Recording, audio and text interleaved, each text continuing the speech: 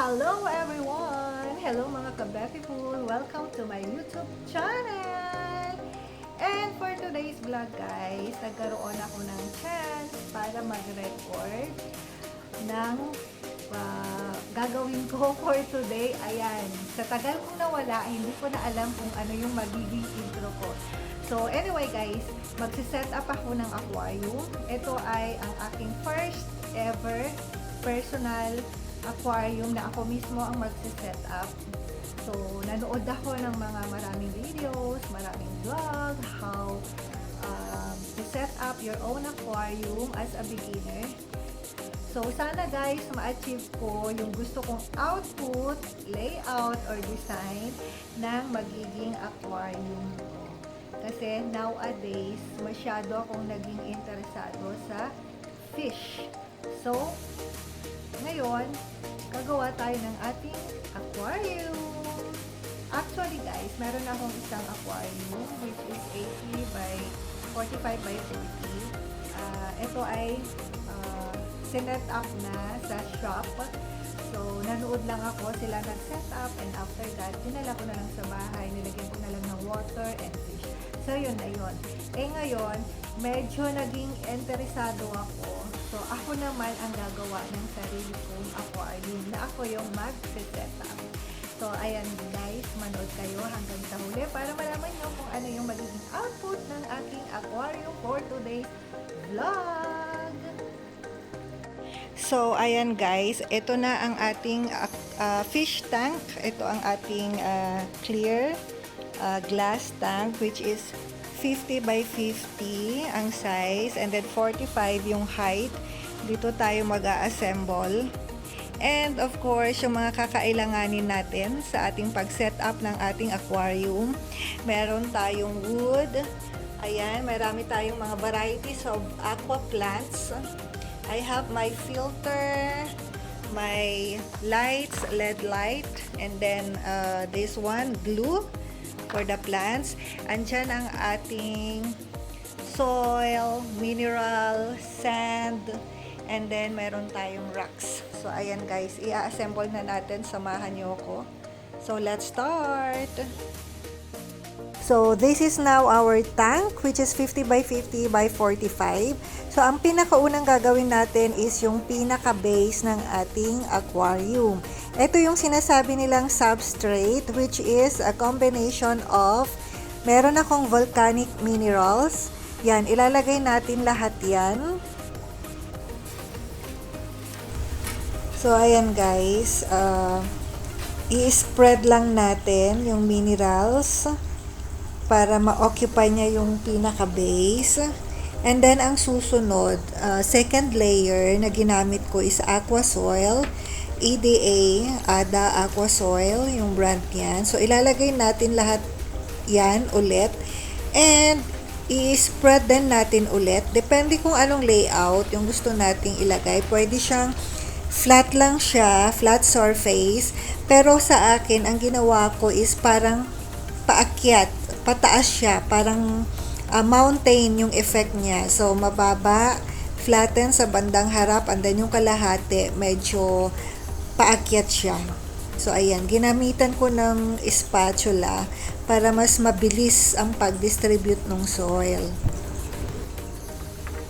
Gawin lang natin to hanggang matapos kung ano yung gusto nating layout or design ng lupa. And after that, the last layer is ang ating sand. Yung ginamit ko ditong sand is parang white yellowish ang kulay. Yan, pino siya na sand. So, ayan yung pinaka last. And then, of course, ilagay na natin ang ating driftwood. Ayan, bahala na.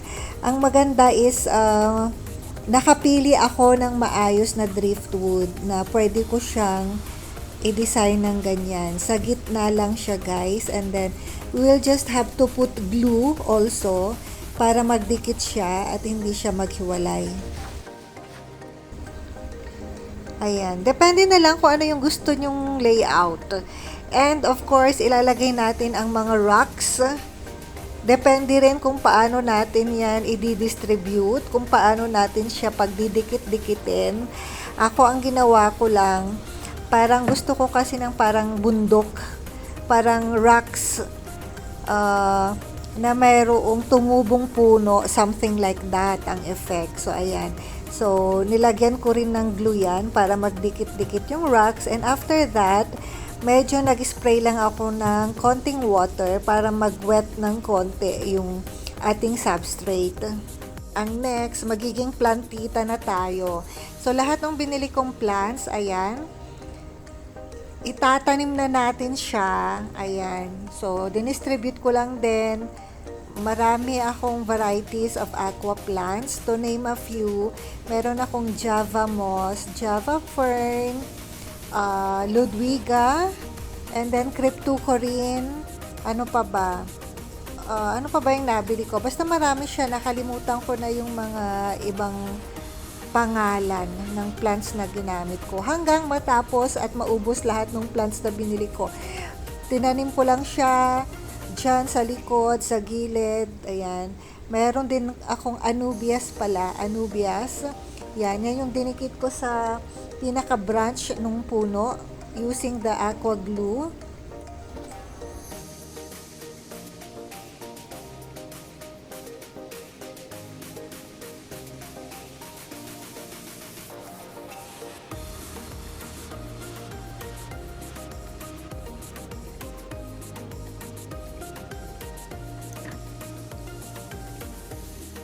So, ayan guys. It's done. So, I need to put water na. So, ayan na yung landscape natin. I think, kulang pa yata ako ng plants. But at least, ayan na guys. Done with my setting up of my aquarium.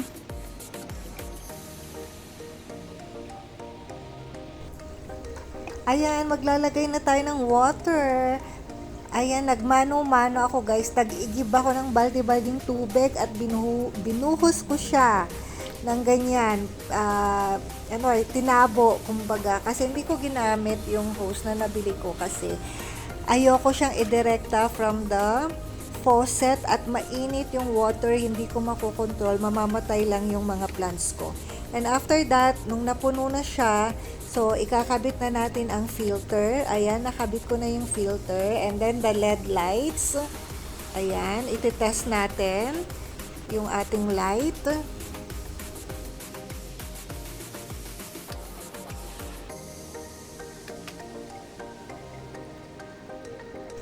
So, the lights are working. The filter is properly working as well. So, after that, nilagyan lang natin siya ng Sechem Stability. Pang-stabilize ng water. Yun daw ang advice. And then, after that, ito na ang itsura ng ating aquarium. So, this is it guys. After 48 hours, so naglagay na tayo ng 3 angelfish. Ayan. So, ito ang final look, final design ng ating fish aquarium. From the other side naman, ayan siya.